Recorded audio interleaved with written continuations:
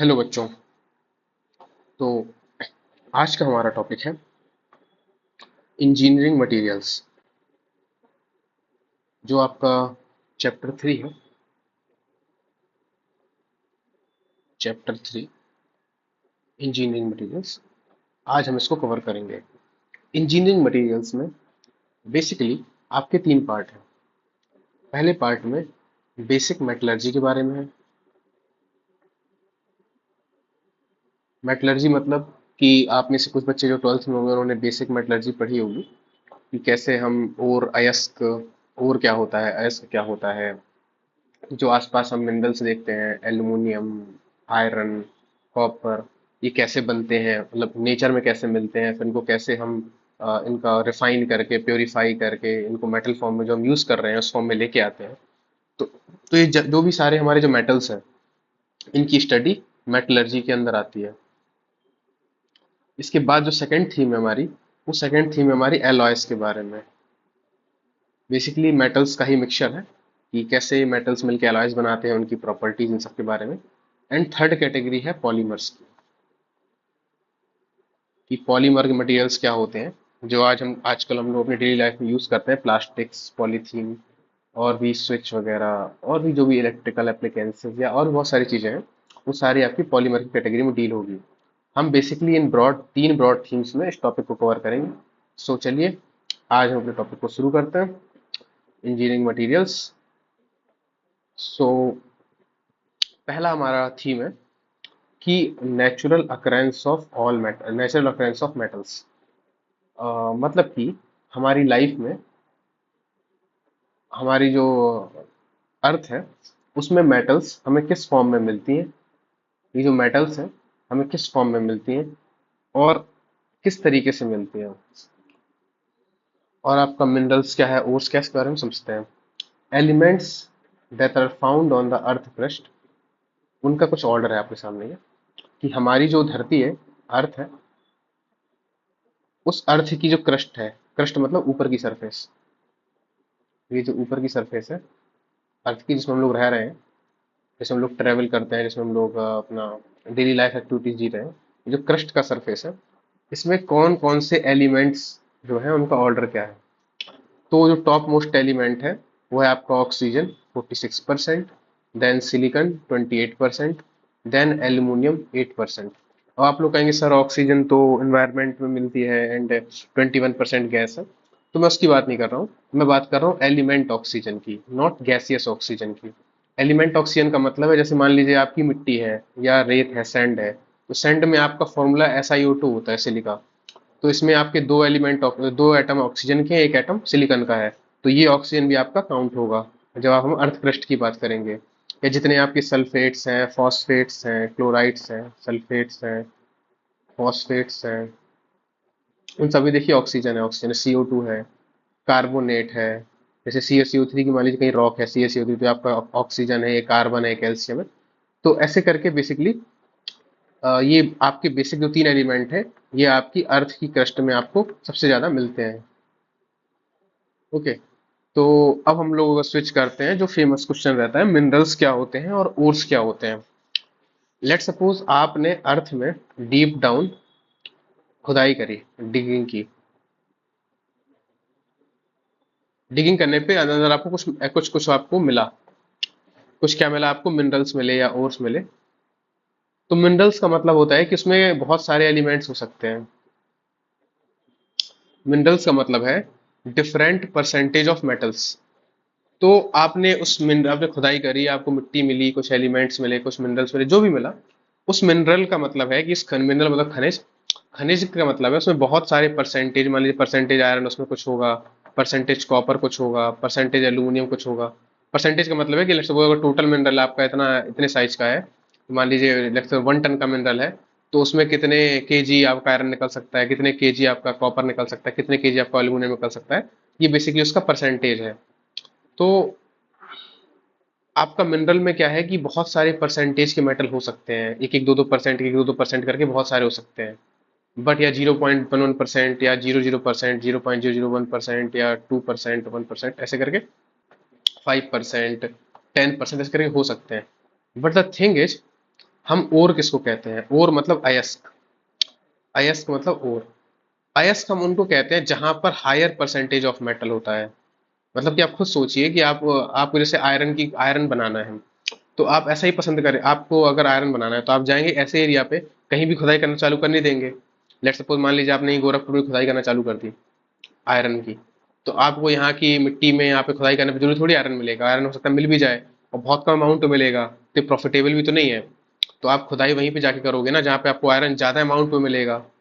तो ऐसे एरिया जैसे हमारा उड़ीसा हो गया, छत्तीसगढ़ हो गया, ये जो स्टेट है यहाँ पे जब आयरन की बहुत ज़्यादा रिजर्व है ज़मीन के नीचे, तो यहाँ जब खुदाई करते हैं तो यहाँ पे आयरन निकलता है। आयरन नहीं निकलता बेसिकली, बहुत एक मिनरल निकलते हैं, पर उन मिनरल में जो आयरन का परसेंटेज है, मतलब आयरन के हो सकता है ऑक्साइड्स होंगे या आयरन के सल्फाइड्स होंगे या जो भी है, बेसिकली आयरन के ऑक्साइड्स ही निकलते हैं सबसे ज़्यादा। इसी तरह से आप उड़ीसा में मान लीजिए, झारखंड उड़ीसा में आपको एल्यूमिनियम भी मान लीजिए निकलता है आपका, तो एल्युमिनियम के ऑक्साइड्स निकलते हैं। तो बेसिकली जब कोई मिनरल है उसमें और हम उसमें हम आप ऐसा समझिए कि और वो चीज है जिससे हम किसी मेटल को प्रॉफिटेबली निकाल सकते हैं। मतलब कि उसमें ठीक ठाक अमाउंट में, ठीक ठाक परसेंटेज में, उसमें वो जो मेटल है जो हमें निकालना है, जैसे अगर मान लीजिए मिनरल है कोई तो हम उसको और तब बोलेंगे जब उसमें ज्यादा परसेंटेज में आयरन हो तो हम आयरन निकाल सकते हैं। ज्यादा परसेंटेज में अगर एल्यूमिनियम होगा तो हम एल्यूमिनियम निकाल सकते हैं। ज्यादा परसेंटेज में अगर कॉपर होगा तो हम कॉपर निकाल सकते हैं। बेसिकली उसका इजी एंड चीप एक्सट्रैक्शन होना चाहिए। मतलब इजी मतलब आसानी से निकल सके, और चीप मतलब प्रॉफिटेबल रहे, सस्ता रहे। अब मान लीजिए कि अगर यहाँ पे आप गोरखपुर में सोने की खुदाई करेंगे, जबकि पता है कि सोना यहाँ नहीं मिलता, और मान लीजिए थोड़ा बहुत सोना मिल भी गया, तो जितना आपने खुदाई में खर्च कर दिया, उसकी साफ सफाई, मिनरल की लेबर चार्ज, डिगिंग वगैरह, मशीन्स वगैरह, तो प्रॉफिट ही नहीं है ना उस चीज को निकालना। इसी वजह से मेटलर्जी में जो ओर का कॉन्सेप्ट बहुत इंपॉर्टेंट है। आप वहीं पे उस चीज की खुदाई करेंगे, पहले एनालिसिस करते हैं, मैपिंग करते हैं साइंटिफिक तरीकों से, पता लगाते हैं कि क्या यहाँ पर और हो सकता है कि नहीं हो सकता। Geological survey of India, GSI, इस चीज का पता लगाती है। देन फिर एक डिसाइड होता है किस जगह पे किस चीज की खुदाई करनी चाहिए, प्रॉफिटेबल रहेगी कि नहीं रहेगी, हमारे पास उस चीज की टेक्निक है कि नहीं है। बहुत सारे फैक्टर्स होते हैं जिसके बाद हम लोग माइनिंग का प्रोसेस काम शुरू करते हैं। तो बेसिकली इन जनरल आप इस डायग्राम से समझ सकते हैं कि ये आपका बड़ा सर्कल जो है ये आपका मिनरल्स है, और ये रेड सर्कल आपका ओर्स है। बेसिकली सारे ओर्स आपके मिनरल्स हो सकते हैं, होते हैं, बट सारे मिनरल्स आपके ओर नहीं हो सकते। ऐसे समझिए कि जैसे मान लीजिए कि आपके कोई किसी जो आपने जमीन से खुदाई करी, उसमें 10% या 20% आयरन है, तो ये आपका ओर है, पर ये आपका मिनरल भी तो है, क्योंकि मिनरल कैटेगरी में सब कुछ आ जाता है। भले ही आपका 1% हो, 2% हो, आयरन हो, तो एल्यूमिनियम हो, सिलिकॉन हो, कुछ भी हो, वट एवर हो। तो आई होप आपको क्लियर होगा डिफरेंस मिनरल्स एंड ओर्स में, कि आई होप आपको आप क्लियर होगा मिनरल्स में और ओर्स में कि क्या मिनरल्स होते हैं और क्या आपके ओर्स होते हैं। ओके, चलिए हम आगे स्लाइड में बढ़ते हैं। आगे है हमारा, हमारे जो सिलेबस में मेंशन्ड है, ores of iron, aluminium and copper. मतलब कि हमें आयरन की ओर से फोकस करना है, हमें एल्यूमिनियम की ओर पे फोकस करना है, और हमें कॉपर के ओर्स पर फोकस करना है। इन तीन ओर्स पर फोकस करना है। तो यहाँ पे कुछ खास तरीके में तीन तीन चार चार आपके सामने मेटल्स के बारे में, उनके ओर्स के बारे में, और उनसे जुड़े हुए जो ओर्स हैं उनके फॉर्मूले हैं उसके बारे में बताया है। आपको तीन तीन चार चार ना सही, कम से कम दो दो आपको एटलीस्ट सबके याद रखने हैं, क्योंकि एग्जाम में पूछा जा सकता है कि वन मार्क वर्ग मार्कर क्वेश्चन की बॉक्साइट का फॉर्मूला लिखिए, या एल्यूमिनियम के दो अयस्कों के नाम लिखिए, write the names of two ores of aluminium, या आयरन के हेमेटाइट का फॉर्मूला क्या होता है, मैग्नेटाइट का फॉर्मूला क्या होता है, सिडेराइट किसका है, आयरन का है कि एल्यूमिनियम का ही, कॉपर का है, अयस्क है, या आयरन के तीन अयस्क के नाम लिखिए ऐसा, या कॉपर के दो अयस्क के नाम लिखिए, या क्यूप्राइट किसका अयस्क है, एल्यूमिनियम का, आयरन का, कॉपर, कुछ भी आ सकता है, किसी भी टाइप क्वेश्चन फ्रेम हो सकते हैं। इसलिए आपको दो दो तीन तीन चार चार आपको सबके याद रखने होंगे। तो देखते हैं हम लोग इसको। पहला है आपका बॉक्साइट, एल्यूमिनियम से शुरुआत करते हैं। पहला है आपका बॉक्साइट। बॉक्साइट का आपका फॉर्मूला होता है Al2O3.2H2O। ये आपका एल्यूमिनियम ऑक्साइड के फॉर्म में है, Al2O3.2H2O। इसके बाद आपका आता है केओलेनाइट, केओलिनाइट, KAOLINITE। केओलेनाइट जो होता है इसमें आपका Al2O3 होता है और SiO2 होता है एंड देन वाटर होता है। तो इससे मिलके आपका बना है केओलिनाइट। तो केओलिनाइट बेसिकली आपका एल्यूमिनियम का है, इससे हम एल्यूमिनियम का एक्सट्रैक्शन करते हैं। फिर आपकी कैटेगरी शुरू होती है आयरन की। आयरन मतलब Fe। अब इसमें हेमेटाइट सबसे इंपॉर्टेंट है, Fe2O3 इसका फॉर्मूला होता है। फिर मैग्नेटाइट होता है, मैग्नेटाइट का आपका Fe3O4 होता है। बेसिकली ये आपका Fe2O3 प्लस FeO का मिक्सचर होता है, इसी को हम लोग Fe3O4 बोल देते हैं। फिर आपका तीसरी कैटेगरी है सिडेराइट। सिडेराइट में SIDERITE, सिडेराइट का आपका FeCO3 होता है, आयरन कार्बोनेट। फिर चौथा होता है आपका आयरन पाइराइट FeS2। ये चार आपके अयस्क हैं, चार आपके ओर्स हैं जो कि आपके आयरन के हैं। तो इसी तरह कॉपर के आपके सामने चार हैं। कॉपर में पहला है आपका कॉपर पाइराइट CuFeS2, काफी इंपॉर्टेंट है। फिर आपका आता है मेलाकाइट। मेलाकाइट मतलब CuCO3 डॉट CuOH का होल ट्वाइस। फिर आता है क्यूप्राइट Cu2O। फिर आता है कॉपर ग्लांस Cu2S। तो बेसिकली आपको दो दो तीन तीन करके सबको याद रखने पड़ेंगे। I will definitely recommended, exam में आ चल सकता है, आपको इन्हें याद रखना होगा। फॉर्मूला, नेम एंड किस एलिमेंट के आपके ये अयस्क है, आप इसको ध्यान रखिएगा। आई थिंक 10th या 12th में आपने इसको पढ़ा भी होगा as your basic knowledge of metallurgy. फिर हम लोग आगे बढ़ते हैं। मेटलर्जी के कुछ टर्म्स हैं, इंपॉर्टेंट कुछ टर्म्स हैं जिन पे हमें देखना है। पहला है आपका पहला है आपका गैंग क्या होता है। गैंग, GANG, आप इसको उस टर्म से मत लीजिए। गैंग मतलब गैंग वॉर वगैरह जो हम लोग मूवीज वगैरह में देखते हैं, गैंग बना लिया, ऐसा ऐसा नहीं है। ये आपका केमिकल टर्म्स है। इसमें गैंग का मतलब होता है कि बेसिकली इम्प्योरिटीज, आप तो समझिए। बेसिकली जो आपकी इम्प्योरिटीज होती हैं, ये आपका मिनरल है। इस मिनरल में कुछ कुछ मेटल्स है आपकी काम की, कुछ कुछ दूसरी मेटल्स हैं आप लोग काम की हैं। इसके अलावा जो लेफ्ट बिहाइंड बच जाता है, ये कुछ भी और अदर चीजें, तो ये सारी आपकी क्या है, गैंग है। मतलब कि जो आपके इंटरेस्ट की नहीं है, आपके इंटरेस्ट में मान लीजिए आयरन का ही है फॉर एग्जांपल के लिए, आयरन का या बॉक्साइट है मान लेते हैं, एल्यूमिनियम का है आपका Al2O3। तो जो ये चीज है वो आपकी मेन काम की चीज है। जो आप जिससे आप एलिमेंट निकालेंगे, जिससे आप एल्यूमिनियम निकालेंगे, that is a profitable thing. But उसके अलावा जो चीज बच रही है वो आपकी क्या है, वो आपकी इम्प्योरिटीज है। तो basically mica, sand, stones present in the mineral along with the metal is known as impurities। थोड़ा छोटा लिखा हुआ है, उसके ऊपर आप पढ़ लीजिए। मीका मतलब बेसिकली सैंड है, सिलिकेट्स है एक तरह से आपके। मीका, स्टोन, सैंड, ये जो आपके प्रेजेंट होते हैं अलॉन्ग विद द मेटल, ये बेसिकली आपकी इम्प्योरिटीज होती है। मतलब आपको मेटल हटा दो, जो आपकी मेन मेटल उसको हटा दो, मिनरल को हटा दो, तो जो इम्प्योरिटीज बचती है वही आपकी क्या है, गैंग है। हमें इस गैंग को हटाना पड़ता है, तभी हमें प्योर हमारा जो एलिमेंट है, प्योर जो हमारी मेटल है वो मिल पाएगी। फिर अगला टर्म आता है गालक या फ्लक्स। ये फ्लक्स क्या चीज होती है, फ्लक्स क्या चीज होती है आपकी ये, इसको नाम है गालक। तो गालक, फ्लक्स एक मटेरियल होता है। Flux is a material or a substance that is added to the molten metal in order to bind with easily removable impurities। मतलब बेसिकली आप ये समझिए कि जैसे आपको एक ये आपका मटेरियल है फ्लक्स। फ्लक्स एक टाइप ऑफ मटेरियल है, a type of material to remove impurities।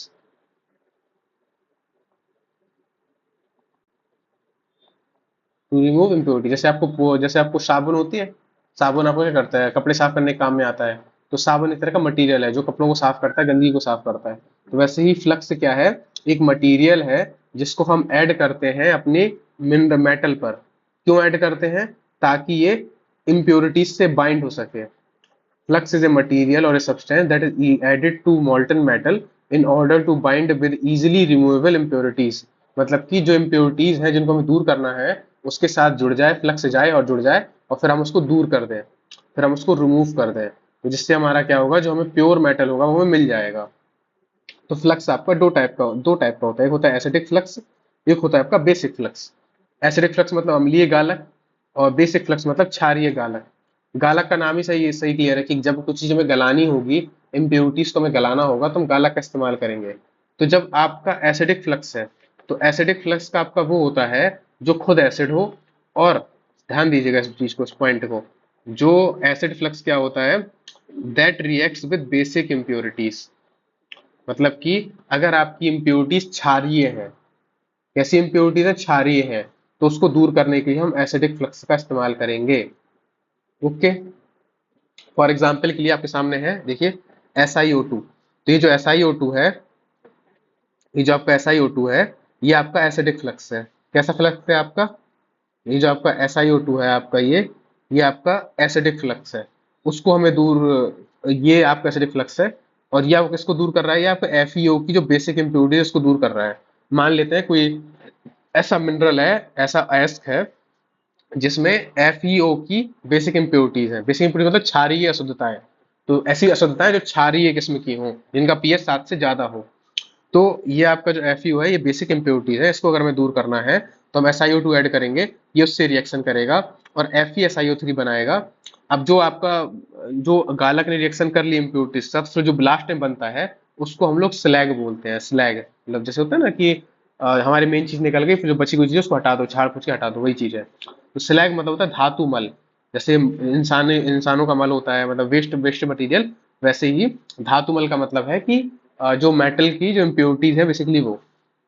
तो ये धातुमल, आपसे क्वेश्चन आ सकता है कि गालक क्या है, धातुमल क्या है, फ्लक्स क्या है, स्लैग क्या है, आ सकता है। लेट्स सपोज आपसे पूछा जाएगा कि स्लैग क्या है वाइवा में, या फिर कहीं भी एक नंबर मार्कर पर, 1 मार्कर में, तो आप बोलोगे कि स्लैग जो है तब बनता है जब हम फ्लक्स की रिएक्शन कराते हैं इम्प्योरिटीज से। जब फ्लक्स गालक से, मतलब जो फ्लक्स से रिएक्शन करके जो बनता है इम्प्योरिटीज दूर करने के लिए, उसी को हम स्लैग कहते हैं। ये आपका फ्लक्स है SiO2, एसिडिक फ्लक्स है। क्यों एसिडिक फ्लक्स है, क्योंकि इसने क्या किया है, ये क्षारीय अशुद्धियों से दूर मिल रहा है, मतलब क्षारीय अशुद्धियां बेसिक इम्प्योरिटीज से रिएक्शन कर रहा है। तो FeO प्लस SiO2 दोनों मिलकर बनाएंगे FeSiO3।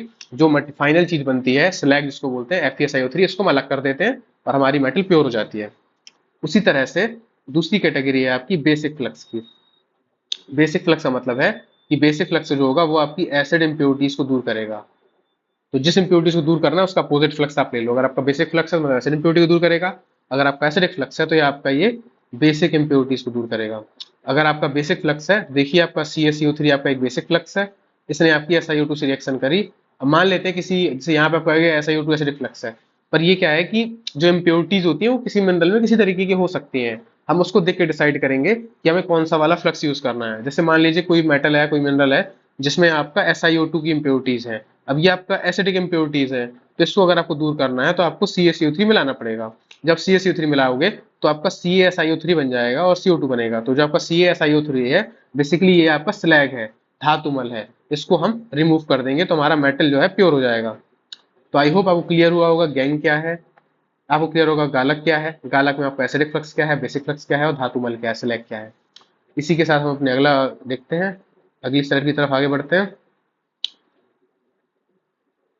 अगली स्लाइड है आपकी जनरल प्रिंसिपल्स ऑफ मेटलर्जी। अगली स्लाइड है आपकी जनरल प्रिंसिपल्स ऑफ मेटलर्जी, धातु निष्कर्षण के, धातु कर्म के सामान्य सिद्धांत। तो ये आपका पूछे जाने के चांस थोड़ा सा कम है, बट फिर भी हम लोग इसको एक ओवरव्यू समरी ले लेंगे कि मतलब जनरली जनरल प्रिंसिपल्स क्या होते हैं। तो पहला प्रिंसिपल आपका होता है, पहला प्रिंसिपल स्टेप 1 है आपका, क्रशिंग और ग्राइंडिंग ऑफ ओर। मतलब कि सिंपल सी बात है कि आपको अयस्क निकालना है। आपको अयस्क से, जो आपके काम की मेटल है, या आपका अयस्क है, इसके अंदर आपका आयरन है, आपको उस आयरन को निकालना है। तो उस आयरन को निकालने के लिए पहले आप क्या करोगे, इतने बड़े पहाड़ जैसे चट्टान सी मटेरियल आपको निकला, पत्थर निकला, उस पत्थर के अंदर आयरन हो सकता है, तो कैसे निकालोगे आप। तो बेसिकली सबसे पहले आप उसको क्रश करोगे छोटे छोटे टुकड़ों में। अगर कोई इतनी बड़ी चट्टान है या पहाड़ है तो उसको छोटे छोटे पीसेस में आप ब्रेक करोगे। फिर पीसेस में ब्रेक करने के बाद आप उसको बारीक मशीन, क्रशर मशीन में उसको बारीक पाउडर फॉर्म में लोगे। क्यों लोगे, क्योंकि इस फॉर्म में हमें अयस्क को, ओर को निकालना आसान हो जाएगा, एक्सट्रैक्ट करना आसान होता है। तो हम बेसिकली क्या करते हैं, क्रश करते हैं और ग्राइंड करते हैं अपने अयस्क को। तो हम बड़े बड़े पत्थरों को ब्रेक करके छोटे छोटे पीसेस बना लेते हैं। फिर पीसेस बनाने के बाद उसको हम पाउडर फॉर्म में कन्वर्ट कर लेते हैं, पीस के बारीक चूर्ण बना देते हैं। अब दूसरा आपका जो सबसे इंपॉर्टेंट टास्क है वो आपका है, स्टेप 2 क्या कहता है, आपकी कंसंट्रेशन ऑफ ओर आपको करनी है। कंसंट्रेशन ऑफ ओर का मतलब क्या है, कि जैसे कि आपका जो ओर है, कंसंट्रेशन ऑफ ओर का मतलब है कि जैसे आपका ओर है, ये जो आपका ओर है, इस ओर को आपने चूर्ण बना दिया, ऐसे बारीक बारीक पीस के बना दिया। अब इसमें क्या है कि इसमें आपको फिगर आउट करना होगा कि मान लीजिए आपका जितना भी आयरन, आप आयरन निकाल रहे हैं, ठीक है, तो आयरन के अलावा जो इम्प्योरिटीज हैं, अगर आप धीरे धीरे उनको रिमूव करते जाओगे तो आपकी आयरन की जो कंसंट्रेशन है वो आपकी बढ़ती जाएगी।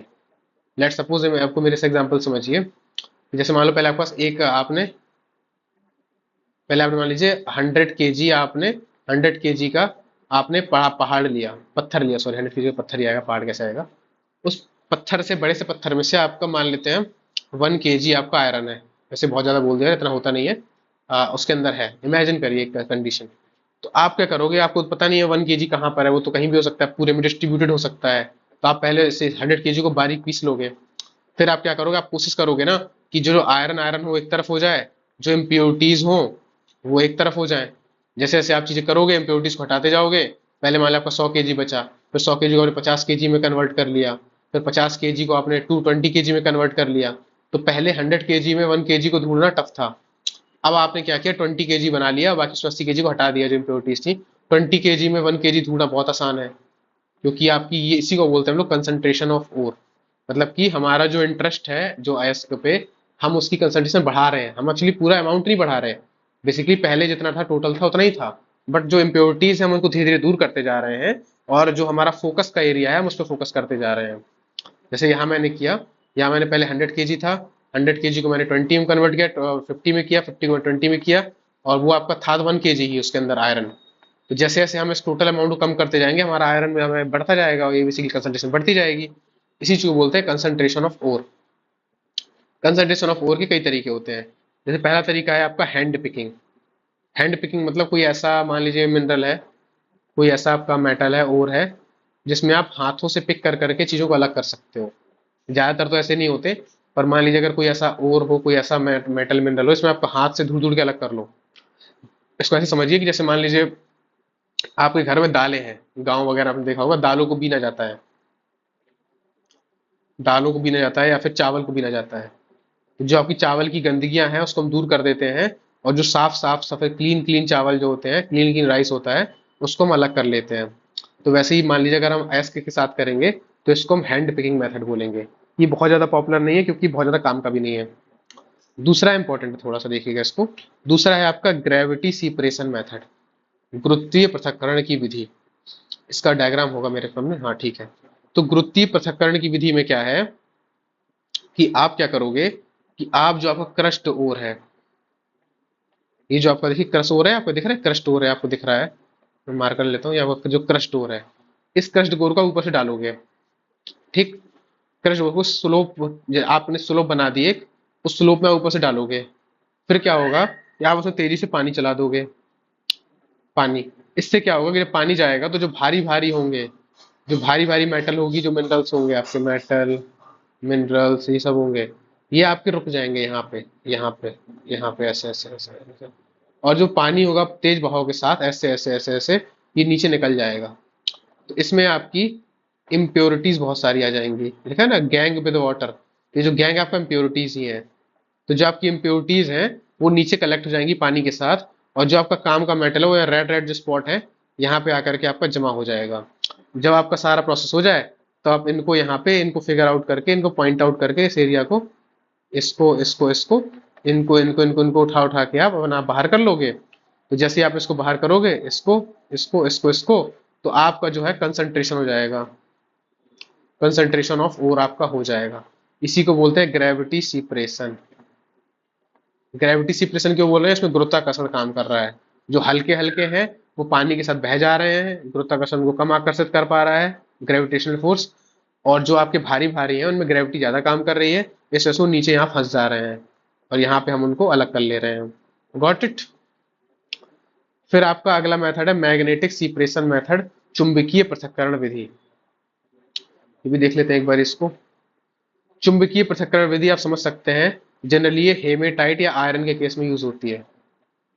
सीधी सी बात है, आयरन आपका, आपने बचपन में भी एक्सपेरिमेंट किए होंगे आयरन के साथ बहुत सारे, कि आयरन जो होता है लोहे के साथ चुंबक को चिपकाते हैं, चिपक जाता है, और बाकी एलिमेंट नहीं चिपकते।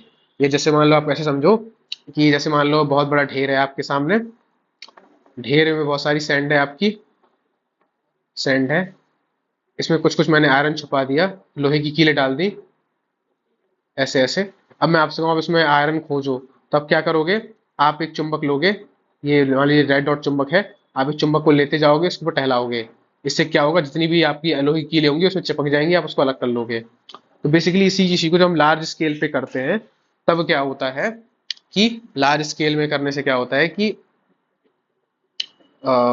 लार्ज स्केल में करने से क्या होता है कि हमारा जो अयस्क का कंसंट्रेशन हो जाता है। अब जैसे मान लेते हैं कि अब हेमेटाइट है, उसका फॉर्मूला होता है Fe2O3। Fe2O3 ये आयरन है आपका, बेसिकली ये अट्रैक्ट होगा चुंबकीय से। तो ये आपका मैग्नेटिक रोलर है, ये रोल रोल जो कर रहा है मैग्नेटिक रोलर है, मतलब कि लोहा जो होगा इससे चिपक के रहेगा। समझ गए, जैसे मान लीजिए समझ पहले करिए कि चुंबक है, आप इसमें लोहे की कीले डाल रहे हो, ऐसे लोहे की कीले, तो लोहे की कीले इस रोलर से चिपकती रहेंगी ना, ये बेल्ट से डायरेक्ट कांटेक्ट में नहीं रहेंगी, इस बेल्ट में घूमती रहेंगी। तो जैसे ही आपने यहाँ से ऊपर से ओर डाला, यहाँ से, तो क्या होगा कि आपका यहाँ पे अट्रैक्ट होना चालू हो जाएगा, लोहे की कीले चिपकना शुरू होंगी, लेकिन जैसे ही दूर जाएंगी फिर से दूर हो जाएंगी, और यहाँ पे आते आते तक एकदम जो लोहे की जो जो मैग्नेटिक पार्टिकल्स है, जो लोहे वाला एरिया है, जो आपकी Fe2O3 है, ये आपका चिपक जाएगा यहाँ तक, और यहाँ से आने को जैसे ही छूटेगा तो यहाँ पर कलेक्ट हो जाएगा। क्यों? क्योंकि ये जो आपकी नॉन मैग्नेटिक पार्टिकल्स हैं, जो आपकी इम्प्योरिटीज हैं, क्योंकि Fe2O3 के हमें केवल आयरन से मतलब है ना, हमें तो बाकी से मतलब नहीं है। जैसे मान लो आपकी सिलिका की इम्प्योरिटी मान लो है, तो क्योंकि मैग्नेटिक नहीं है SiO2, तो ये क्या होगा, चिपकेगा नहीं, इस बेल्ट से चिपकेगा नहीं, तो दूर कहीं कलेक्ट हो जाएगा। जो चिपक रहा है तो ये एकदम अच्छे से चिपका रहेगा आपका यहाँ तक, फिर चिपकते चिपकते चिपकते यहाँ पे आकर के यहाँ पे गिरेगा, और ये थोड़ा दूर गिरेगा, जो दो अलग अलग ढेर बन जाएंगे, तो हम इस ढेर को हटा देंगे, बाहर कर देंगे, और इस ढेर को हम लोग अपने पास रख लेंगे, क्योंकि इसमें हमारा Fe2O3 है। तो इस तरह करते करते हमने बहुत बड़े ढेर से इम्प्योरिटीज को दूर कर लिया और आयरन को एक तरफ अलग कर लिया। इससे आपका 100% दूर नहीं होगा, लेकिन तब भी 90% से भी ज्यादा हमें फायदा होता है, 90% से ज्यादा कंसंट्रेशन हो जाता है। तो इसको बोलते हैं हम लोग क्या, मैग्नेटिक सीपरेशन। तीसरी विधि है आपकी फ्रोथ फ्लोटेशन मेथड। ये तीन काफी इंपॉर्टेंट है, इनसे आप एक्सपेक्ट कर सकते हैं कि एग्जाम में कोई ना कोई एक आएगी। फ्रोथ फ्लोटेशन का मतलब होता है फेन प्लावन विधि। इसको समझते हैं, फेन प्लावन विधि, ये है आपका फ्लेन प्लावन विधि का डायग्राम। ये जनरली विधि आपकी यूज की जाती है जब आपकी सल्फाइड अयस्क होते हैं। सल्फाइड अयस्क मतलब जैसे आपका FeS2 है, CuFeS2 है, जब भी आपके सल्फाइड अयस्क होंगे, तब हम ये वाली विधि का प्रयोग करते हैं। क्यों ऐसा करते हैं? क्योंकि सल्फाइड पार्टिकल के केस में हमें हमें मैग्नेटिक तो यूज कर नहीं सकते, क्योंकि चुंबक नहीं है उसमें, और ग्रेविटी के केस में क्या होता है कई बार कि सल्फाइड के पार्टिकल्स हल्के होते हैं, तो अगर आप उसे ग्रेविटी सिपरेशन से करोगे तो इम्प्योरिटीज आपकी दूर हो नहीं पाएंगी। देखिए, सारी मेथड सबके लिए एप्लीकेबल नहीं होते, हर तरह की मेटल की प्रॉपर्टीज अलग अलग होती हैं। जो आपको निकालना है, आयरन, सिलिका, एल्यूमिनियम, जो भी आपको निकालना है वो हर अलग तरीके का होता है। जैसे जैसे इसकी प्रॉपर्टी होती है, हम उस बेसिस पे डिसाइड करते हैं कि हमें कौन सी मेथड यूज करनी है। तो जैसे इसके केस में, सल्फाइड के केस में आपकी फ्रोथ फ्लोटेशन वाली विधि काम आती है। ओके, अब आप मुझे बताइएगा CuFeS2 का नाम क्या है? अभी थोड़ी देर पहले मैंने स्लाइड बताया था। और FeS2 का नाम क्या है? आप ये नाम मुझे कमेंट सेक्शन में बताइएगा। तो इसमें क्या होता है कि आप एक बर्तन लेते हैं, एक वेसल लेते हैं, आपने एक वेसल लिया, उस वेसल में आपने क्या किया कि वाटर कंटेनिंग पाइन ऑयल, मतलब ये पाइन ऑयल बेसिकली चीड़ का तेल होता है, आप उस चीड़ का तेल यूज करेंगे, वसा अम्ल यूज करेंगे, और फिर उसमें आप मिलाएंगे पोटेशियम मिथाइल जैंथेट। ये क्या करता है, फेना बनाने के काम में आता है। तो आप ये चीड़ का तेल, पाइन ऑयल, वसा, पोटेशियम मिथाइल जैंथेट, ये सब आप मिला देंगे इस पानी में। फिर क्या करेंगे, इसमें आप सल्फाइड अयस्क को भी डाल देंगे। ठीक है, ये जब डालेंगे तब इसके बाद क्या होगा, फिर आप जब एयर पास करेंगे ना, यहाँ पे इस ट्यूब से अंदर जाएगी एयर, फिर इन बबल्स से निकलेगी। जब एयर पास होगी तो बहुत सारा फेना बन जाएगा, झाग बनेगा। ये आपका अयस्क घुला हुआ है इसमें, और इसमें बहुत ढेर सारा झाग बनेगा, ये आपका ब्लू ब्लू कलर का ये झाग बनेगा।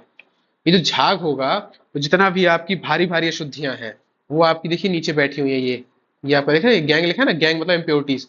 जो नीचे का हिस्सा है यहाँ इम्प्योरिटीज बैठ जाएंगी, और जो आपके काम की चीज है अयस्क, वो ऊपर की तरफ आ जाएगा झाग के साथ। तो फिर आप क्या करेंगे, इस झाग को छान के अलग कर लेंगे। ये जो आपका झाग है, आप इस झाग को अलग कर लेंगे, इस झाग को अलग कर लेंगे, और बाकी इम्प्योरिटीज को हटा देंगे, रिमूव कर देंगे। इस झाग में ही आपके ढेर सारे लिखा है ना, फ्रोथ बबल्स कैरिंग सल्फाइड्स और पार्टिकल्स। तो जो आपको सल्फाइड अयस्क चाहिए वो आपको इसी झाग में मिल जाएंगे। इसीलिए इस विधि का नाम भी क्या है, आप इस विधि का नाम है आपका फेन प्लवन विधि। इसमें फेना निकलता है ना, उस फेना मतलब झाग, फ्रोथ, उस झाग में ही हमारा अयस्क निकल जाता है सल्फाइड का। तो इसलिए हम इसको फ्रोथ फ्लोटेशन या फिर फेन प्लावन विधि बोलते हैं। फिर आपकी अगली विधि होती है लीचिंग, निच्छालन। तो ये भी एक तरीका है। लीचिंग मतलब कैसे हम लीचिंग मतलब कैसे हम आपके अयस्क को कंसंट्रेट करते हैं, ये भी उसका तरीका है। ओके। तो लीचिंग मतलब हम केमिकल प्रोसेस का यूज करते हैं और हम इसके द्वारा उसको अयस्क को कंसंट्रेट करते हैं। तो कंसंट्रेशन ऑफ अयस्क की आपकी तीन चार विधियां आपके सामने हैं। तो इन विधियों से हमें समझना है कि ओर का कंसंट्रेशन का मतलब क्या है, कि बहुत बड़ा ओर है, उससे इम्प्योरिटीज को दूर करना और उसे फिल्टर आउट करना, ये मेन पर्पज है। ओके। तो अब हम लोग आगे बढ़ते हैं। बस दो स्लाइड और आज की क्लास के लिए। एक अब कुछ कुछ कॉन्सेप्ट हैं आपके, क्योंकि अभी हम जनरल प्रिंसिपल से स्टडी कर रहे हैं। तो जनरल प्रिंसिपल्स के कुछ प्रिंसिपल्स हैं। तो पहला उसमें से एक है आपका कि कैल्सिनेशन क्या होता है, रोस्टिंग क्या होती है, स्मेल्टिंग क्या होती है और सेल्फ रिडक्शन क्या होता है। ये कुछ चार पांच की टर्म्स हम लोग स्टडी करेंगे। तो कैल्सिनेशन और रोस्टिंग तो काफी ज्यादा इंपॉर्टेंट है, ये अक्सर फेमस टॉपिक रहते हैं मेटलर्जीज के। आपका कैल्सिनेशन का मतलब होता है निस्तापन और भर्जन का मतलब होता है रोस्टिंग। बेसिकली आपको हीट करना है ओर को। मतलब कि एक बार देखो आपने ओर को कंसंट्रेट कर लिया, लेकिन इसका मतलब इतनी आप डायरेक्टली इसको यूज कर लोगे। अभी तो आपके पास Fe2O3 आया है, अभी आपके पास आयरन थोड़ी आ गया है। या आपने कॉपर सल्फेट लिया होगा CuFeS2, तो अभी आपके पास कॉपर थोड़ी आ गया है। अभी तो आपके पास केवल ये ओर है ना। अब उसको हम कैसे प्रोसेस आउट करेंगे उसको हमें समझना है। तो बेसिकली जो कैल्सिनेशन और आपका रोस्टिंग है, ये है क्या? ये है आपका हीट करना ओर को। हीट तो करना है, लेकिन दो कंडीशन है। एक है कि एयर की प्रेजेंस में करना है, एक होता है एयर की अब्सेंस में करना है। ये दो दो कंडीशन है। एयर मतलब बेसिकली ऑक्सीजन से लेना देना है इसका। मतलब कि एक आपको ऑक्सीजन की प्रेजेंस में करना है, एक ऑक्सीजन की अब्सेंस में करना है। तो जब आप हीट को ओर करते मतलब सॉरी जब आप अपने ओर को हीट करते हो, अपने अयस्क को गर्म करते हो, उसको टेम्परेचर प्रोवाइड कराते हो इन प्रेजेंस ऑफ एयर, जब आप O2 सप्लाई करोगे, तब इसको बोलेंगे हम भर्जन, अयस्क का भर्जन, अयस्क की रोस्टिंग, ओर की रोस्टिंग, रोस्टिंग ऑफ ओर। क्यों ऐसा बोलेंगे? क्योंकि इसमें हम एयर की प्रेजेंस में हीट कर रहे हैं। तो जब भी आपकी इम्प्योरिटीज कैसी होंगी, जब भी आपकी इम्प्योरिटीज होंगी सल्फर की, आर्सेनिक की, सिलिकॉन की और इन सब की, अदर वोलेटाइल भी हो सकती हैं वोलेटाइल इम्प्योरिटीज, तो उस केस में हम क्या करते हैं, हम रोस्टिंग का प्रयोग करते हैं। रोस्टिंग क्या होता है? आपके ओर को वायु की प्रेजेंस में गर्म करना। ये आपका ओर है, आप इसे हीट करोगे इन प्रेजेंस ऑफ O2, तो ये जो प्रोसेस से जो कुछ भी बनेगा, ये आपकी जो प्रोसेस है इसको हम बोलेंगे रोस्टिंग। जैसे होता है टोस्टिंग, हम टोस्ट को गर्म करते हैं, और ये टोस्टिंग अलग चीज है। रोस्टिंग पे आइए। ये आपका रोस्टिंग आपका ये वाला रोस्ट नहीं है जो आप यूट्यूब में सुनते हो, रोस्टिंग वीडियोस बना दिया, ऐसा नहीं है कुछ। कॉमेडी वीडियो मत समझिए इसको। ये रोस्टिंग आपकी मेटलर्जी की रोस्टिंग है। इसमें क्या होता है कि हमें हीट को एयर की प्रेस में गर्म करना है। ये आपके सामने एक जनरल रिएक्शन मैंने लिख दी है, Cu2S। जब इसकी रिएक्शन हम O2 से कराते हैं, रिएक्शन को आप बैलेंस कर लीजिएगा, Cu2O और SO2 की जो इम्प्योरिटीज है वो दूर हो जाती हैं, और ये आपका Cu2O बन जाता है। बेसिकली ऑक्साइड बन जाता है आपका, कॉपर ऑक्साइड, कॉपर का आपका ऑक्साइड बन जाता है। ओके। अब जैसे कैल्सिनेशन क्या है, अब आपको ओर को तो हीट ही करना है, लेकिन यहाँ पे एयर नहीं है, नो एयर। जब यहाँ एयर नहीं होगी तो ये क्या करेंगे, हम सिंपली इसको डायरेक्टली हीट कर देंगे। डायरेक्टली हीट करने से क्या होगा, आपका मॉइस्चर दूर हो जाएगा, वोलेटाइल इम्प्योरिटीज वगैरह जो है दूर हो जाएंगी। प्रिंसिपली मॉइस्चर मतलब नमी अगर पकड़ लिया है आपका एस्क, हमें उसे दूर करना है, तो हम कैल्सिनेशन का सहारा लेते हैं। तो ये जैसे इसकी रिएक्शन है Fe2O3 आपके सामने लिखी हुई है, ये Fe2O3.3H2O। तो जब इसको आप हीट करोगे, इसमें एयर वेयर कुछ नहीं है, तो ये आपका वाटर जो है निकल जाएगा, Fe2O3 बन जाएगा। ये वाटर आपका भाप बन के उड़ जाएगा, ये आपका जो है मेटल, ये आपका आपका ओर बच जाएगा। तो इसको बोलते हैं अयस्क का निस्तापन, calcination of ore, roasting of ore, वैसे कैल्सिनेशन ऑफ ओर। ओके। आपका अगला टर्म है स्मेल्टिंग। क्या है? प्रगलन, प्रगलन या फिर स्मेल्टिंग। स्मेल्टिंग क्या होती है, प्रगलन क्या होता है, इसके बारे में समझना है अब। तो होता क्या है कि आपको क्या करोगे, एक बार ये आपने अपने अयस्क का कैल्सिनेशन कर लिया, भर्जन कर लिया, सॉरी निस्तापन कर लिया, या फिर आपने रोस्टिंग कर लिया, आप कोई एक चीज करोगे, आपने कोई एक चीज कर ली, ठीक है, और आफ्टर कैल्सिनेशन एंड रोस्टिंग आप उसमें फ्लक्स में लाओगे। थोड़ी देर पहले हम लोगों ने पढ़ा था ना, SiO2 आपका ये एसिडिक इम्प्योरिटीज, एसिडिक फ्लक्स है क्योंकि बेसिक इम्प्योरिटीज को दूर करता है। और ये आपका CaCO3 जो है ये आपका बेसिक फ्लक्स है क्योंकि ये एसिडिक इम्प्योरिटीज को दूर करता है। तो वैसे ही है। तो आप इसमें क्या करोगे, फ्लक्स में लाओगे और एयर की प्रेजेंस में इसको हाई टेम्परेचर पे हीट करोगे। इसी को हम प्रगलन बोलते हैं। समझ गए? स्मेल्टिंग या प्रगलन क्या है? आपको ओर लेना है, और वैसा जिसका आप या तो रोस्टिंग कर चुके हो, या फिर आप उसको कैल्सिनेशन कर चुके हो, या उसका भर्जन कर चुके हो, या फिर अपने स्थापन कर चुके हो।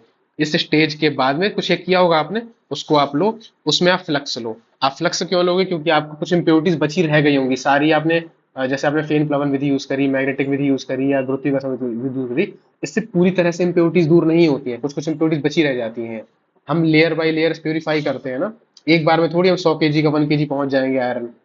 जैसे 100 kg आपका पूरा अयस्क था, तुरंत थोड़ी हम 1 kg पहुंच जाएंगे, हमें टाइम लगेगा ना, स्टेप बाय स्टेप हम पहुंचेंगे। तो वैसे ही आपको क्या करना है, ओर लेना है, उसको कैल्सिनेशन हो चुका हो या फिर उसकी रोस्टिंग हो चुकी हो, या तो निस्तापन हो चुका है तो भर्जन हो चुका हो, फिर उसमें हम फ्लक्स मिलाएंगे। फ्लक्स हम कौन सा मिलाएंगे? जैसी इंप्योरिटीज होगी हम वैसा फ्लक्स मिलाएंगे। फिर हम उसमें एयर मिलाएं, एयर को सप्लाई देंगे। एयर सप्लाई के बाद हम उसको हाई टेम्परेचर पे हीट करेंगे। इसी प्रक्रिया को प्रगलन बोलते हैं। तो प्रगलन क्या है? अयस्क का कैल्सिनेशन और रोस्टिंग के बाद उसको फ्लक्स मिला करके एयर की प्रेजेंस में हाई टेम्परेचर पे हीट करना या गर्म करना प्रगलन या फिर स्मेल्टिंग कहलाता है। उसकी आप रिएक्शन लिखोगे। प्रगलन में क्या होता है, जैसे आपका अयस्क है, जैसे आपका Fe2O3 यहाँ बच गया, Fe2O3, इस Fe2O3 में हम 3C मतलब बेसिकली इसमें हमने कार्बन मिलाना है। ये कार्बन ही आपका फ्लक्स है एक तरह से। कार्बन कार्बन मतलब कार्बन पाउडर है, चारकोल एक तरह से, ठीक है। इसको जब हम हीट करते हैं ना, तो क्या होता है एयर की प्रेजेंस में, तो होगा क्या कि आपका 3Fe अलग बन जाएगा और कार्बन मोनोऑक्साइड अलग बन जाएगा। तो ये मोनोऑक्साइड गैस की तरह निकल जाएगी और ये आपका आयरन अलग हो जाएगा। बेसिकली आपने Fe2O3 को ब्रेक डाउन कर दिया और आप कंसंट्रेशन इंप्रूव करते जा रहे हो, धीरे धीरे आप आयरन को करीब पहुंचते जा रहे हो। तो वही चीज है, Fe2O3 को आपने कार्बन मिलाया, ब्रेक डाउन करके आयरन बना दिया और CO बन के निकाल दिया। इसको बोलते हैं हम लोग प्रगलन। इस प्रक्रिया को स्मेल्टिंग या प्रगलन बोलते हैं। फिर अगला है आपका सेल्फ रिडक्शन। सेल्फ रिडक्शन मतलब स्वतः अपचयन, मतलब खुद ब खुद अपचयित हो जाए। Reduction without any external reducing agent, थोड़ा छोटा छोटा लिखा है ये, मैं पढ़ देता हूँ। Reduction without any external reducing agent, मतलब कि यहाँ पे आप अलग से कोई रिड्यूसिंग एजेंट नहीं मिला रहे हो, ये अपने आप ही अपचयित हो जा रहा है। इसी को हम सेल्फ रिडक्शन बोलते हैं। तो सेल्फ रिडक्शन की सबसे फेमस रिएक्शन है, ये बेसिकली सल्फाइड ओर्स के काम में आती है। जब आपके सल्फाइड अयस्क होते हैं वहां पे स्वतः अपचयन की प्रक्रिया काम में लेते हैं। कैसे लेते हैं? जैसे आपका Cu2S है, इसको जब आप O2 से रिएक्शन कराओगे, ये रिएक्शन आपके सामने लिखी है, ठीक है, नीचे, मैं बैलेंस नहीं कर रहा हूँ। तो ये आपका CO2O बन जाएगा और SO2 गैस बन के निकल जाएगी। तो पहले केस में आपका क्या बना? Cu2O बना, Cu2S को आपने Cu2O में कन्वर्ट कर दिया। अब ये जो Cu2O है ना, ये फिर से Cu2S से रिएक्शन करेगा। मतलब जो, जैसे मान लीजिए आपका ये ओर था, बड़ा सा अयस्क था, इस अयस्क का छोटा सा हिस्सा CO2O बन गया। अभी बहुत सारा ऐसा बचा हुआ है, तो ये जो छोटा सा ऐसा CO2 बना है ना, CO2O, ये फिर से जो बचे कुचे CO2SO से रिएक्शन करेगा और आपका कॉपर बना देगा और SO2 बना देगा। ये रिएक्शन मैंने बैलेंस नहीं करी है, सिंपली आपको समझाने के लिए लिखा है। तो ये बैलेंस रिएक्शन आपके सामने नीचे लिखी हुई है यहाँ पे, आप इसको रीड कर लेना, नोट डाउन कर लेना, ठीक है। तो हो क्या रहा है, आप देखो एक बार फिर से इसको। स्वतः अपचयन में क्या है, पहले CO2S था, ये कन्वर्ट हो रहा है Cu2O में in presence of air, air के साथ रिएक्शन करके। अब ये जो Cu2O बना है, ये फिर से Cu2S से रिएक्शन करके कॉपर बना दे रहा है और SO2 बना दे रहा है। तो मतलब कि जो Cu2S था ऑटोमेटिक ही आपको Cu के फॉर्म में मिल जा रहा है जो आप चाहते थे, आपने अलग से कुछ नहीं मिलाया, या स्वतः अपचयित हो गया है, सेल्फ रिडक्शन। इसलिए इसको हम सेल्फ रिडक्शन या ऑटो रिडक्शन बोलते हैं, स्वतः अपचयन। ओके, आई होप ये क्लियर होगा। आज की क्लास का लास्ट स्लाइड हम स्टडी कर लेते हैं थोड़ा सा। इसमें क्या टॉपिक है आपका? इसमें है कॉम्प्लेक्स फॉर्मेशन। मतलब कि बहुत सारी, देखिए हम विधियां पढ़ रहे हैं आपकी, ठीक है। पहले हम लोगों ने क्या पढ़ा कि हमें पहले क्रक्ष करना है, मैं समराइज कर दूंगा एक बार आपको, ठीक है, एक बार यार इसको सुन लो। तो कॉम्प्लेक्स फॉर्मेशन ये एक अलग तरीके की विधि होती है जिससे हम प्योरिफिकेशन करते हैं। क्योंकि हम जनरल प्रिंसिपल पढ़ रहे हैं इसलिए हम कुछ कुछ विधियों के बारे में पढ़ रहे हैं, सारी नहीं पढ़ रहे हैं, ठीक है। तो कॉम्प्लेक्स फॉर्मेशन का मतलब क्या होता है? इस विधि को हम लोग मैक आर्थर प्रोसेस भी बोलते हैं। क्या बोलते हैं? MacArthur Forrest process. जैसे मैक बर्गर होता है ना, वैसे ही मैक आर्थर फॉरेस्ट प्रोसेस इसके बारे में है। ये बेसिकली आपकी यूज होती है एजी और एयू के एक्सट्रैक्शन में। किसके एक्सट्रैक्शन में? एजी और एयू के एक्सट्रैक्शन में आपकी विधि यूज होती है, एजी और एयू के एक्सट्रैक्शन में। तो ये आपके सामने एक रिएक्शन लिखी हुई है Ag2S। इसकी रिएक्शन करा दी आपने NaCN से, आपका बन गया 2NaAgCN का ट्वाइस प्लस Na2SO4। ये एक आपका कॉम्प्लेक्स है।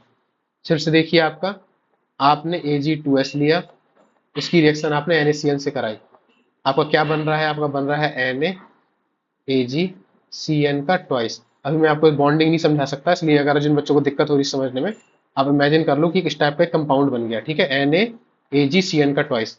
अब ये NaAgCN का ट्वाइस है, जब आप इसमें जिंक डालोगे ना, जिंक, तो जिंक कहेगा कि सिल्वर भाई साहब आप यहाँ से जाइए, प्लीज आप यहाँ से हट जाइए। जिंक सिल्वर को हटा देगा और खुद यहाँ पे आके बैठ जाएगा।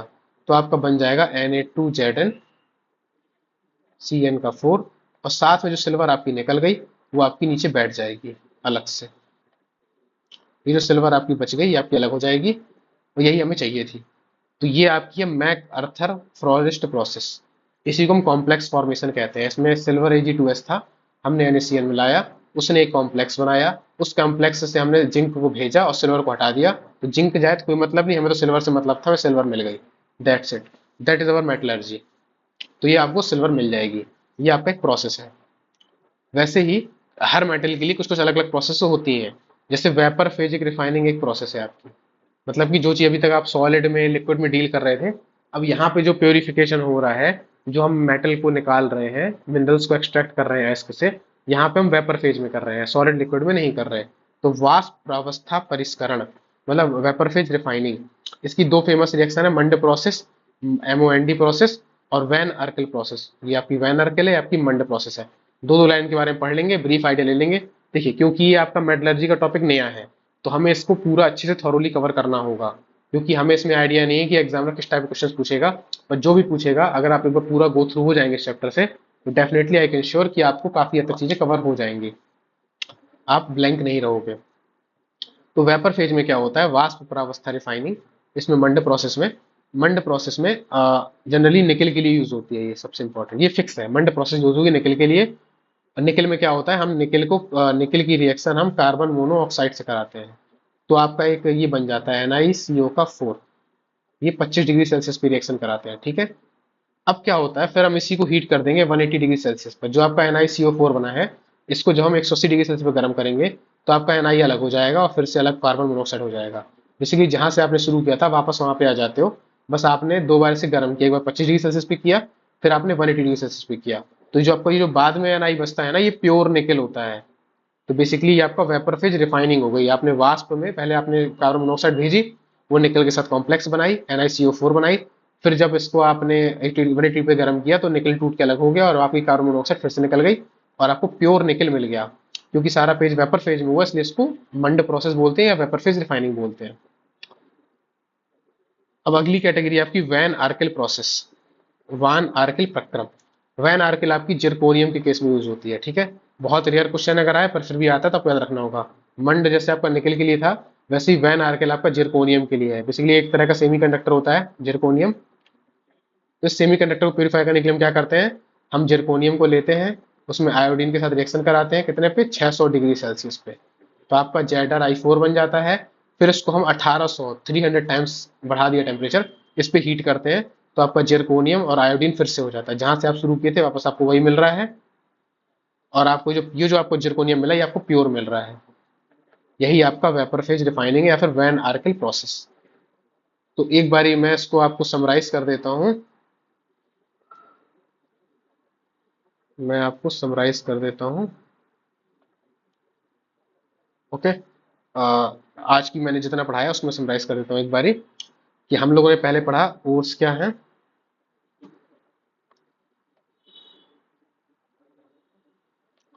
हम लोगों ने पहले पढ़ा ओर्स क्या है, मिनरल्स क्या है। मिनरल्स आपके ज्यादा मात्रा में प्रेजेंट होते हैं, और मिनरल कम मात्रा में प्रेजेंट होते हैं तो बहुत सारे एलिमेंट परसेंटेज फॉर्म में हो सकते हैं, एक्स वाई जेड। पर और क्या होगा, और उस मिनरल के अंदर वो वाला मेटल होगा जो ज्यादा मात्रा में प्रेजेंट हो, हाई अमाउंट में, जो प्रॉफिटेबल हो निकालना, जिसका इजी और चीप एक्सट्रैक्शन किया जा सके। उसके बाद फिर हम लोगों ने पढ़ा था एल्यूमिनियम, आयरन और कॉपर की ढेर सारी। एक सेकेंड। ओके। ओके,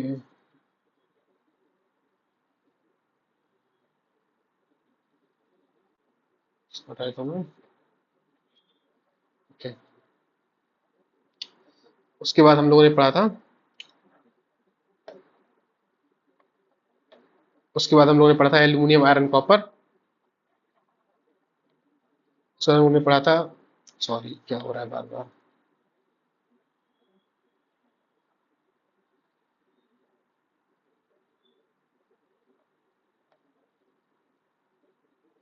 इसके बाद हम लोगों ने एल्यूमिनियम, आयरन, कॉपर के ओर्स पढ़े, इन सबके दो आप एग्जाम्पल याद कर लेंगे। देन हमने पढ़ा गैंग इम्प्योरिटीज होती हैं, गालक जो इम्प्योरिटीज को दूर करने के काम में आता है। या आपका एसिडिक फ्लक्स हो सकता है, बेसिक फ्लक्स हो सकता है, जैसी इम्प्योरिटीज को उसका अपोजिट यूज करेंगे। अगर बेसिक इम्प्योरिटीज है तो आप एसिडिक फ्लक्स यूज करोगे, अगर एसिडिक इम्प्योरिटीज है बेसिक फ्लक्स दूर करोगे। जैसे और स्लैग क्या होता है, जो वेस्टेज होता है वो स्लैग होता है। SiO2 आपका एसिडिक फ्लक्स है क्योंकि FeO को दूर करता है। CaCO3 आपका बेसिक फ्लक्स है क्योंकि एसिडिक इम्प्योरिटीज को दूर करता है। फिर आपने पढ़ा जनरल प्रिंसिपल्स ऑफ मेटलर्जी। पहले आपको क्रश करोगे, ब्रेक करोगे, पाउडर बनाओगे, फिर आप उस ओर का आप कंसंट्रेशन करोगे। कंसंट्रेशन में आप क्या करोगे, आप हैंड पिक कर सकते हो, ग्रेविटी सेपरेशन यूज कर सकते हो, मैग्नेटिक यूज कर सकते हो, फोर्स फ्लोटेशन यूज कर सकते हो, या लीचिंग कर सकते हो। ग्रेविटी में क्या करोगे आप, क्योंकि मेटल भारी होगी तो यहाँ पे जो कलेक्ट हो जाएगी और हल्का हल्का पानी के साथ हल्की हल्की निकल जाएंगी इम्प्योरिटीज नीचे। मैग्नेटिक में क्या होगा, क्योंकि अगर ये आयरन की मेटल है तो जो ये आपका मैग्नेटिक रोलर है, मेटल आएगी, इससे चिपक जाएगी, यहाँ पे कलेक्ट होगी, इम्प्योरिटीज थोड़ा दूर कलेक्ट होंगी, दोनों को हम फिल्टर आउट कर लेंगे। और इस तरह करके हम इस प्रोसेस से कंसंट्रेशन ऑफ ओर कर सकते हैं। फ्रोथ फ्लोटेशन आपका सल्फाइड के केस में होता है, हम चीड़ का तेल, इथाइल जैंथेट और वसा वगैरह मिलाएंगे और झाग बनाएंगे एयर सप्लाई करके, गंदगी नीचे बैठ जाएंगी और झाग ऊपर निकल जाएगा, इससे हम अपना ओर को अलग कर लेंगे। कैल्सिनेशन गर्म करना इन अब्सेंस ऑफ एयर, ओर को गर्म करना इन अब्सेंस ऑफ एयर। रोस्टिंग मतलब ओर को गर्म करना, हीट करना इन प्रेजेंस ऑफ एयर।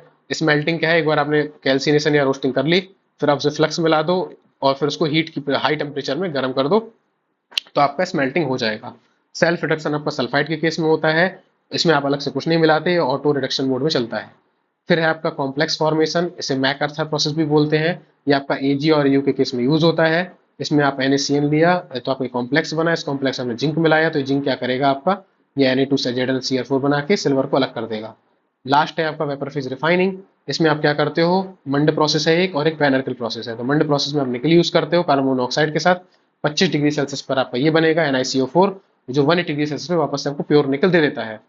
अगला है आपका van Arkel process. Van Arkel process में क्या होता है, आपका जिरकॉन होता है जो I2 के साथ रिएक्ट करके 600 डिग्री सेल्सियस पर ZrIO4 बनाता है, जिसको हम 118 डिग्री सेल्सियस पर या 118 डिग्री सेल्सियस पर गर्म करते हैं तो प्योर जिरकन हमें मिल जाता है। तो इस तरह से हम अपनी स्लाइड्स को कंप्लीट किया और ये हमारी आज की समरी थी। डन। इसके बाद हम लोग पार्ट 2 लाएंगे, पार्ट 2 में हम आगे पढ़ेंगे। Okay, thank you for listening me. आज की क्लास को ये रोकते हैं। Thank you.